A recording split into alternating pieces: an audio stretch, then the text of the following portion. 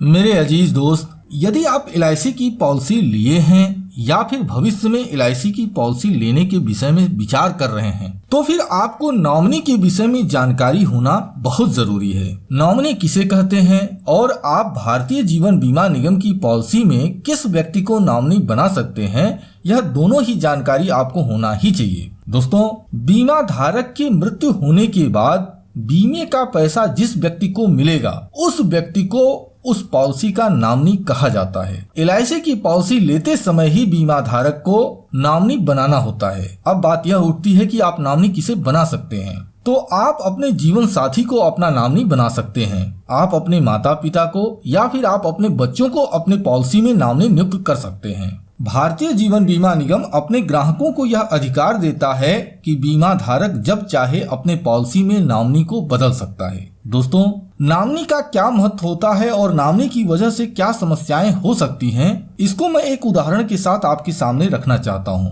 यह बात कुछ पुरानी है। एक पॉलिसी धारक की मृत्यु होने के बाद उस पॉलिसी धारक का सुपुत्र अपने पिता की पॉलिसी का क्लेम करने के लिए LIC में क्लेम दायर किया। भारतीय जीवन बीमा निगम ने उसके क्लेम को स्वीकृत करते हुए उसके क्लेम का भुगतान कर दिया। उस जमाने में किसी भी तरह का भुगतान चेक के माध्यम से किया जाता था। लगभग एक सप्ताह के बाद जब उस बच्चे को अपने पिता का क्लेम मिला तो वह काफी परेशान हो गया। परेशान होने की वजह यह थी कि वह जो चेक था वह उसके नाम पर न बनकर उसकी माता के नाम पर बना हुआ था, जिसकी मृत्यु पिता की मृत्यु होने से करीबन 10 साल पहले हो चुकी थी, जिस वजह से उसके पिता के क्लेम का भुगतान अब वह बच्चा नहीं ले सकता था। अपनी समस्या को लेकर वह बच्चा भारतीय जीवन बीमा निगम की उस शाखा में गया जहां उसके पिता की पॉलिसी पहले से चल रही थी। उस बच्चे ने अपनी समस्या को ब्रांच के सामने रखा।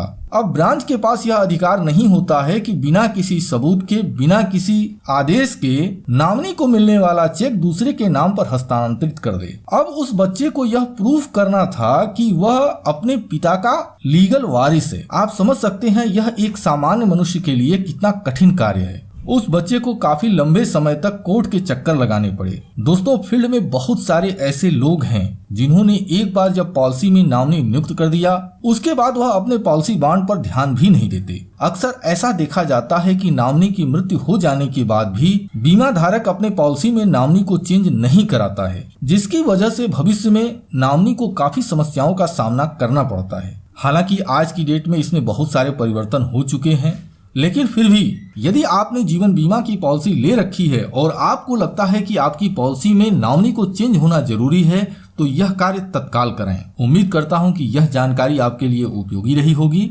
धन्यवाद।